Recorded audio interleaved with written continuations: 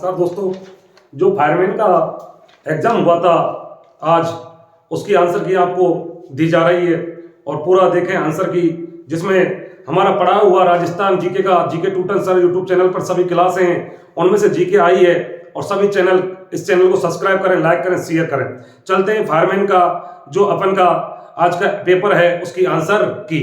देखो first question था, मांडो की पाल किस खनिज के उत्पादन का कहा जाता है? मांडो की पाल, तो तुमको पता है मांडो की पाल है पहला है तो वो है फ्लोराइड। किसके लिए है? फ्लोराइड के लिए। और मांडो की पाल है वो कहां पर है? उदयपुर। कहां पर है? उदयपुर। तो उदयपुर में फ्लोराइड के लिए जाना जाता है। और वैसे जो सबसे ज्यादा फ्लोराइड होता है वो फ्लोराइड है नागौर अजमेर में, परंतु इसमें पूछा है मांडो पाल किस खनिज के उत्पादन को कहा जाता है, तो फ्लोराइड को कहा जाता है। फेल्सपार खाका लिए फेमस है, अजमेर के लिए फेमस है। दूसरा क्वेश्चन है अपन का, लोकनाट्य रूप से रम्मत किस क्षेत्र की फेमस है? लोकनाट्य रूप से रम्मत किस क्षेत्र में प्रसिद्ध है? तो लोकनाट्य की रम्मत पर सबसे ज्यादा क्षेत्र की फेमस है वो है बीकानेर और जैसलमेर।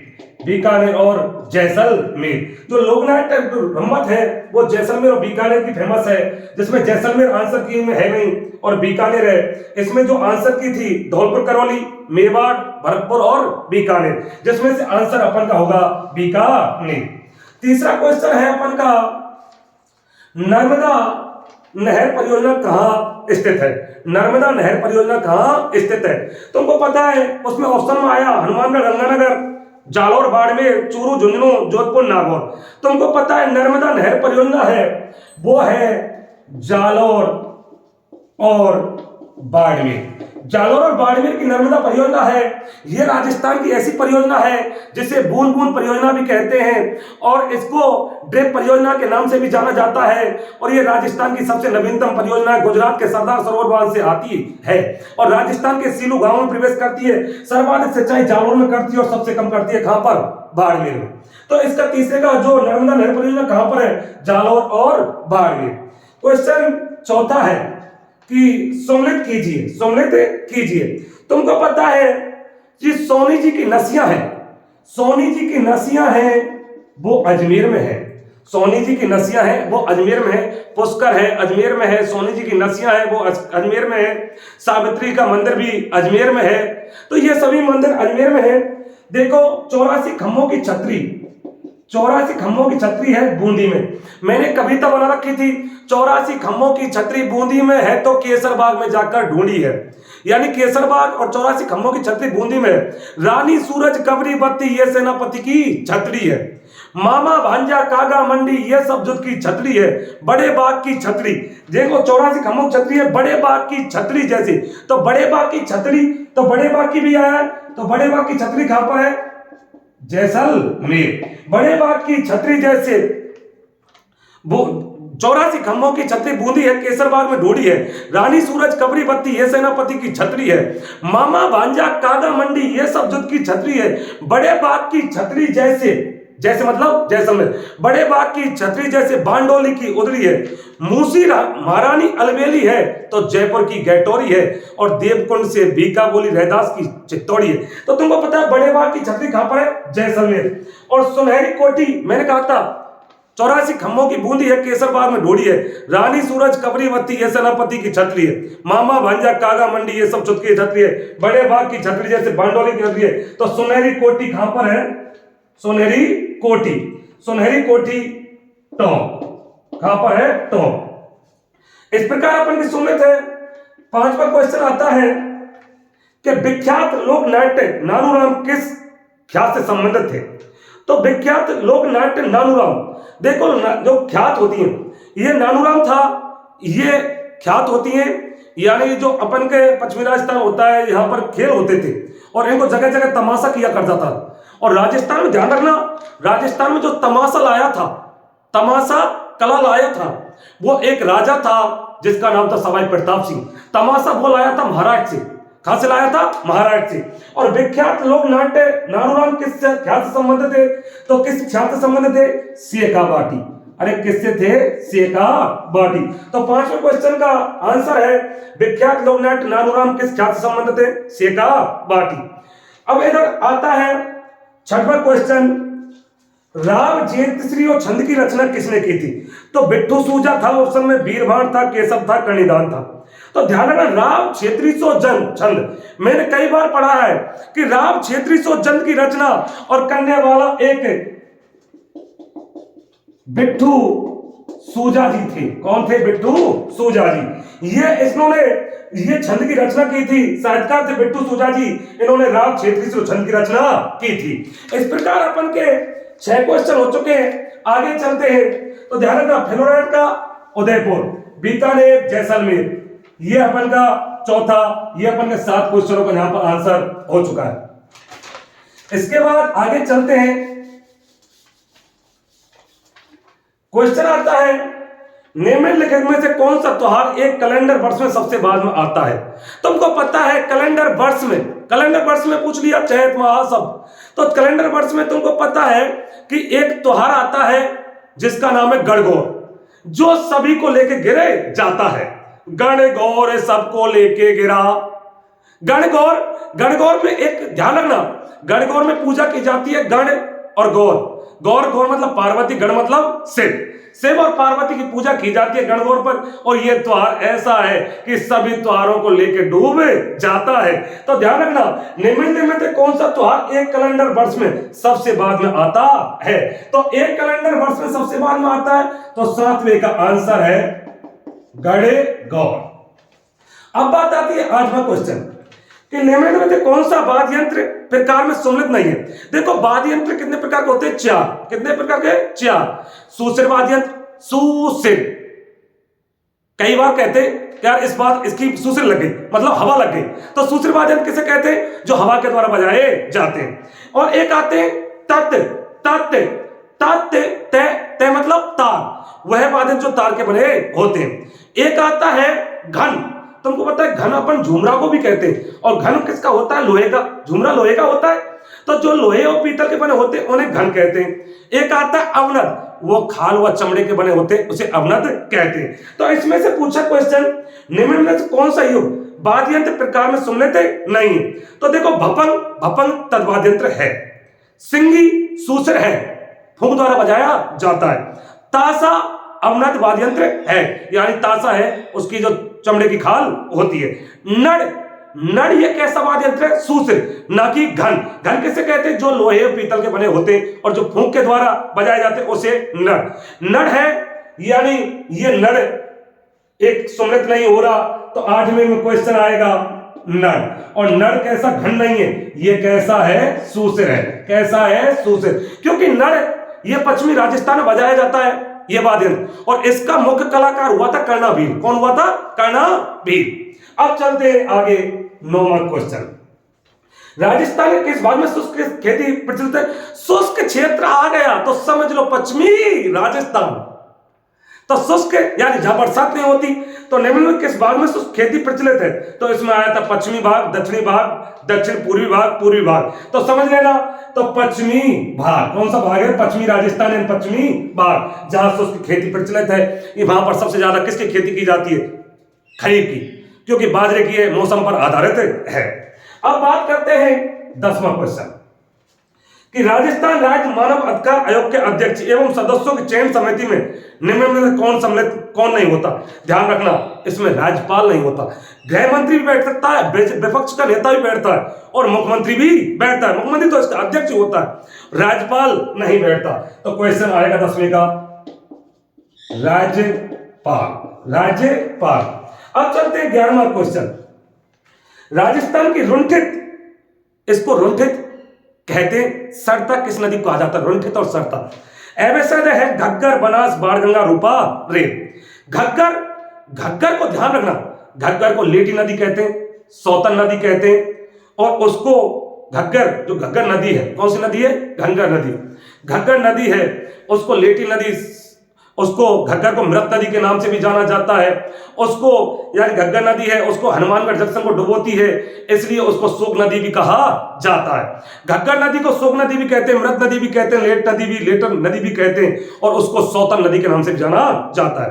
बनास नदी को वन की आशा कहा जाता है, वन की आशा, इसको वर्णाशा के नाम से भी जानते हैं और वशिष्ठी के नाम से भी जानते हैं।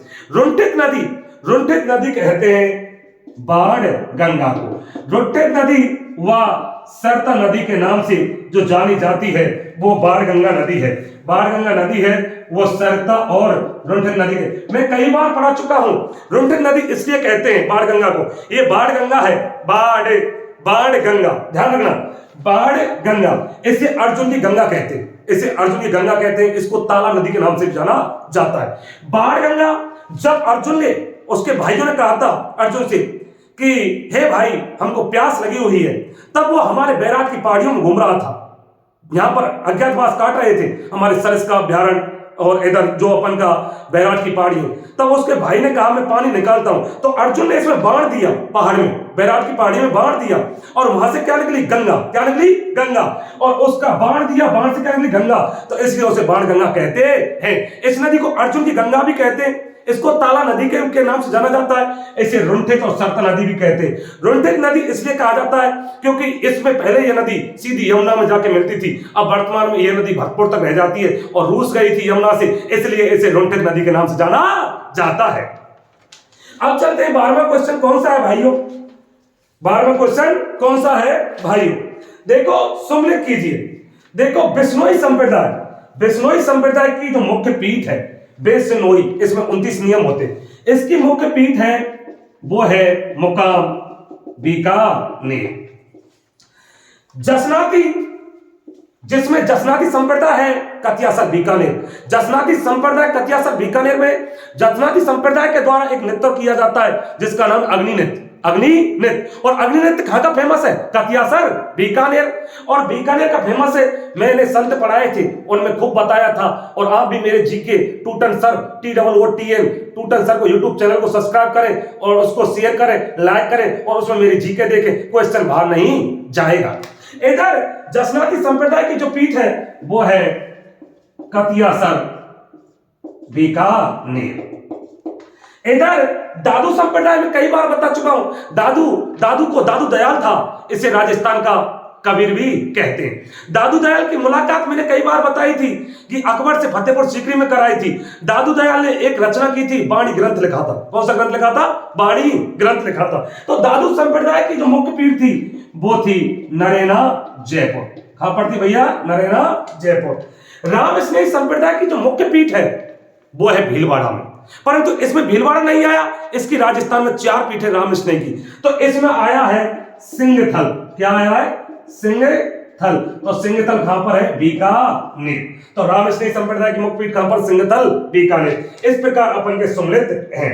अगला क्वेश्चन चलते हैं, राजस्थान के किस भाग में मिश्रित पतझड़ वन पाए जाते हैं, मिश्रित कहते हैं, मिश्रित यानी सभी प्रकार के पेड़ पौधे, और पतझड़ तुमको पता है, मिश्रित व पतझड़ है वो अपन के, तुमको पता है कि जो पूर्वी राजस्थान है और इधर शेखावाटी क्षेत्र है, यहाँ मिश्रित सभी प्रकार के वन पाए जाते हैं, क्योंकि यहाँ की मिट्टी ऐसी है जो सभी प्रकार के वन हो जाते, पेड़ पौधे हो जाते, तो सभी प्रकार के पेड़ हो जाते हैं मिश्रित पतझड़ में। तो क्वेश्चन 13वें का आंसर है अलवर, जयपुर, चूरू और झुंझुनू, इसमें क्या है, मिश्रित पतझड़ बन पाए जाते हैं, सर्वाधिक बन पाए जाते हैं उदयपुर में और सबसे कम बन पाए जाते हैं चूरू।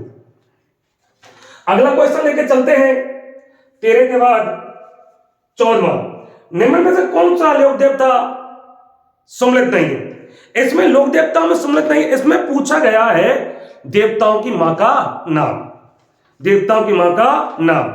तो देखो एक ऑप्शन में था तेजाजी, क्या था, तेजाजी, तो मैं कई बार पढ़ा चुका हूं तेजाजी को, देवताओं को, तेजाजी जब तहाड़े तो राजकुमारी पिघल गई, तेजाजी जब तहाड़े, तो ध्यान रखना गोगाजी, बाबूजी, रामदेव जी, तो मैं इनके कई बार आपको ट्रिक से पढ़ा चुका हूं। तो तेजाजी, तो ध्यान रखना तेजाजी की मां का क्या नाम था, तेजाजी, तेजा जी, गोगा जी, पाबू जी, रामदेव जी। तो देखो एक एक बता देता हूं आपको। रामदेव जी की मां राम, देखो राम, रा से राम, आ मतलब इसकी अजमाल, अजमाल, अजमाल पिता थे। अजमाल माँ, माँ मतलब मैना दे, मैना दे इसकी क्या थी? माँ, माँ। ने ने ने मतलब नेतल दे, नेतल दे इसकी कौन थी? पत्नी, कौन थी? पत्नी। राम है, राम दे, आ मतलब अजमाल, माँ मतलब मैना दे, ने नेतल दे, नेतल दे। तो ये तो हो गया रामदेव जी। अब सुनो, बात आती है पाबूजी। पाबूजी कमल का फूल खिल गया, पाबूजी ने कमल का फूल खिल गया। तो कमल का फूल खिल गया, कमला दे, फूलम दे, फूलम दे इसकी पत्नी थी, कमला दे इसकी क्या थी? मां थी। गोगा जी ने जब जेवर, तो जेवर, तो जेवर, तो बर मतलब बाछल दे, गोगा जी की मां का नाम क्या था? बाछल दे। तेजाजी तहाड़े, तेजाजी बहुत गुस्सादार थे, तेजाजी तहाड़े, तो राजकुमारी पिघल गई। तो तेजाजी तहाड़े, तहाड़ जी इनके पिताजी थे और राजकुमारी इसकी मां थी, राजकुमारी इसकी मां थी, राजकुमारी पिघल गई। पेमल दे इसकी पत्नी थी। तो ध्यान रखना, निम्न में से कौन लेते लोक देवता का सुमृत नहीं है? तो तेजाजी, तो तेजाजी, तेजाजी है गलत, और तेजाजी की जो मां थी और वो कौन थी? राजकुमारी। अरे कौन थी? राजकुमारी। तो तेजाजी है सुमृत है। बात आती है निम्न में से कौन सा मराठा आक्रमण के होल्डा सम्मेलन से जुड़े थे? इसमें जुड़े थे, मैं कई बार बता चुका हूं, इसको मिटा देता हूं, आपने जहां तक आंसर बना लिए होंगे।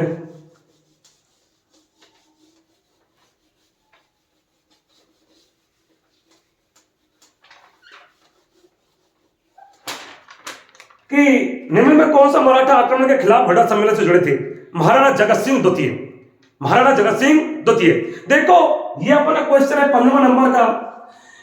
महाराणा जगत सिंह, एक सम्मेलन हुआ, होल्डा सम्मेलन जो भीलवाड़ा में हुआ था, महाराणा जगत सिंह ने उस होल्डा सम्मेलन की अध्यक्षता की। जगत सिंह के पिता थे संग्राम सिंह, जगत सिंह के पिता कौन थे? संग्राम सिंह। होल्डा सम्मेलन का अध्यक्ष बनाया था संग्राम सिंह को, वो मर गए थे होल्डा सम्मेलन से पहले, क्योंकि होल्डा सम्मेलन की डेट रखी थी 17 जुलाई 1734, उससे पहले वो जनवरी में मर गए। तो होल्डा सम्मेलन के अध्यक्षता उसके पुत्र जगत सिंह सेकंड ने की, क्योंकि जगत सिंह मेवाड़ में दो होते हैं, फर्स्ट और सेकंड। ये जगत सिंह सेकंड है जिसने गुरुजी पिछोला झील पर और एक महल बनवाया था जिसका नाम है जगह निवास, जगह निवास, और फर्स्ट बनवाता है जगह मंदिर। तो महाराणा जगत सिंह सेकंड ने होल्डा सम्मेलन की अध्यक्षता की, तो सही है, ये भी जुड़ रहा है। सवाई जयसिंह, सवाई जयसिंह पर मराठों के आक्रमण हुए, मराठों के आक्रमण हुए, तो इसी ने तो होल्डा सम्मेलन करवाया था, जो राजस्थान में सभी को लेटर दिया। जैसे राणा सांगा ने सभी राजाओं का साथ लिया, उसे कहते पाती परवन, और इसने सभी राजाओं को लेटर लिखा कि इस मेरे सम्मेलन में पधारो, मेरी सहायता करो, उसे कहते अहमदनामा। इसने सभी राजाओं को निमंत्रण दिया और बुलाया, इन्हें बुलाया, जिसमें महाराजा जसवंत सिंह तो होल्डा सम्मेलन से पहले मर चुके थे, ये तो आया ही नहीं, और महाराजा अभय सिंह उस समय जोधपुर का राजा था, और इसका एक भाई था भक्त सिंह, वो भी आया, इधर करौली से गोपाल राम भी आया, ये सभी शासक आए। तो ध्यान रखना, निम्न में से मराठा आक्रमण के खिलाफ होल्डा सम्मेलन में से जुड़े थे, यानी कौन सा नहीं जुड़ा था और कौन कौन से जुड़े थे। तो ध्यान रखना, महाराणा जगत सिंह जुड़ रहा है, महाराजा सवाई जयसिंह भी जुड़ रहा है होल्डा सम्मेलन से, अभय सिंह आया होल्डा सम्मेलन में, ये जसवंत सिंह नहीं आया। तो जिसमें सी नहीं है, जिसमें सी नहीं है, तो A B D, A B और डी आंसर है 15वें का, यानी ये तीनों जुड़े थे, ये तीनों जुड़े थे। अब चलते हैं आगे। निम्न में से कौन सा हल्दी घाटी के युद्ध में महाराणा प्रताप की तरफ से युद्ध में शामिल हुआ? तो इसमें 4 ऑप्शन दे रखे हैं, 4 ऑप्शन दे रखे हैं, हाकिम खां सूरी, मेदिनी राय, महमूद लोदी, हसन खां मेवाती। तुमको पता है मेदिनी राय और महमूद लोदी, हसन खां मेवाती, ये तीनों राणा संगा के साथ गए थे खानवा के युद्ध में, खानवा के युद्ध में राणा संगा के साथ गए थे। जबकि हाकिम खां सूरी था, इसने हल्दी घाटी युद्ध में महाराणा प्रताप के साथ सम्मिलित हुआ था। तो ध्यान रखना कौन था? हाकिम खां सूरी। ध्यान रखना, कई बार गलती आती है, इन दो चीज याद रखनी, हसन खां मेवाती और हाकिम कासूरी। हसन खां मेवाती, मेवात में अलवर और भरतपुर में एक युद्ध हुआ था, खानवा का युद्ध, और वो राणा सांगा ने किया था। तो हसन खां मेवाती ने राणा सांगा का साथ दिया, और हाकिम कासूरी ने, ये भी मुस्लिम सेनापति था, इसने राणा सांगा का साथ दिया था। हाकिम कासूरी महाराणा प्रताप की सेना में आगे चला था, क्या चला, आगे आगे चलता था, उसे कहते थे चंद्रावल, तो ये चंद्रावल बन के रहा था।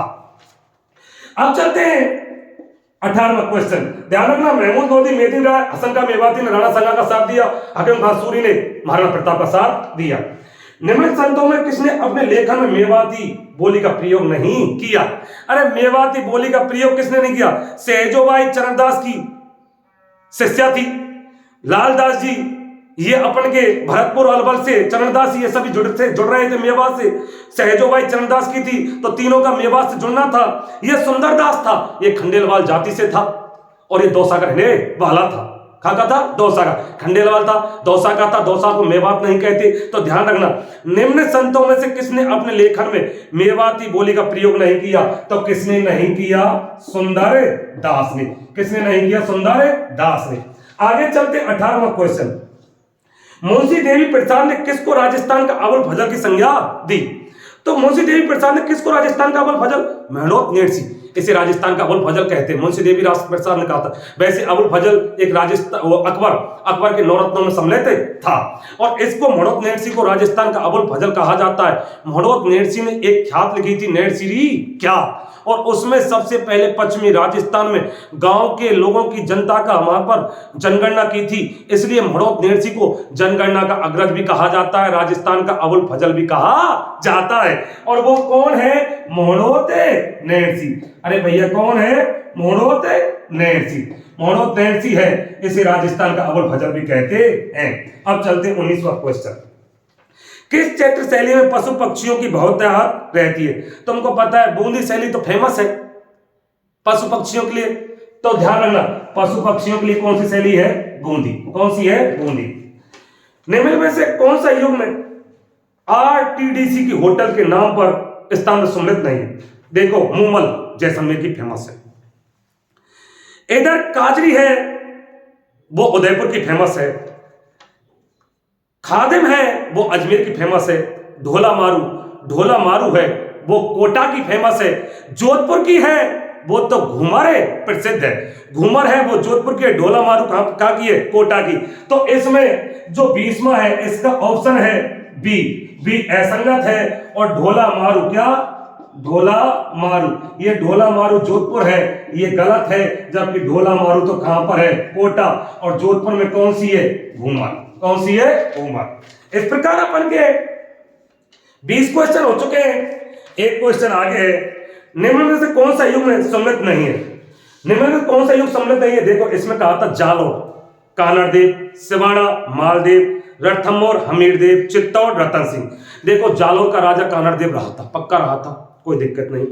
सिवाड़ा मालदेव राजा रहा था मेहरानगढ़ दुर्ग का, जोधपुर का। सिवाड़ा दुर्ग में तो इसने शरण ली थी जब शेरशाह सूरी ने आक्रमण किया था और गिरी सोमेर के युद्ध को जीत गया था शेरशाह सूरी, उसने फिर जोधपुर को जीता और जोधपुर में सूरी मस्जिद का निर्माण करवाया। तब सिवाड़ा दुर्ग से मालदेव अपने परिवार को लेकर, जोधपुर दुर्ग से मालदेव अपने परिवार को लेकर और सिवाड़ा दुर्ग में आया था, परंतु यह रहा नहीं था। इधर सिवाड़ा दुर्ग में तो कानड़ देव का एक सेनापति रहा था जिसका नाम है सातल देव, शीतल देव। रणथंभौर दुर्ग में तो तुमको पता है हमीर तरिया तेल हमीर चढ़े चढ़ना दूजी बार हटीला शासक हमीर था रणथंभौर दुर्ग में, जिसने पहला अलाउद्दीन खिलजी से युद्ध किया और उस रणथंभौर दुर्ग में पहला राजस्थान का जौहर हुआ, साका हुआ, जो इसकी पत्नी रंगदेवी ने किया। चित्तौड़गढ़ में राजा रतन सिंह रहा था, जो 1303 में राजस्थान का युद्ध होता है चित्तौड़गढ़ का हमीर और अलाउद्दीन खिलजी के बीच। और देखो, ये कानड़ देव और हमीर देव और रतन सिंह तीनों से अलाउद्दीन खिलजी ने युद्ध किए थे, ना कि मालदेव से किए। और मालदेव सिवाड़ा दुर्ग से नहीं है, तो चित्तौड़गढ़ रतन सिंह से है, रणथंभौर हमीर देव से है, जालोर कानड़ देव से है।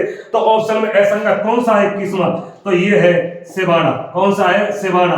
और सिवाड़ा में कौन दे रखा है? मालदेव, तो ये गलत है। इस प्रकार अपन का जो फैब्रिकेट का क्वेश्चन था मैंने पढ़ाया था, उसको उसमें सभी क्वेश्चन लगभग मैं 100% तो नहीं कह सकता, पर 98 99 क्वेश्चन आए हुए हैं। और आप मेरे चैनल को सब्सक्राइब करें, उसमें देखें जीके टूटन सर खोलकर, उसमें सभी जीके क्लास मिलेंगी। जय हिंद, जय भारत।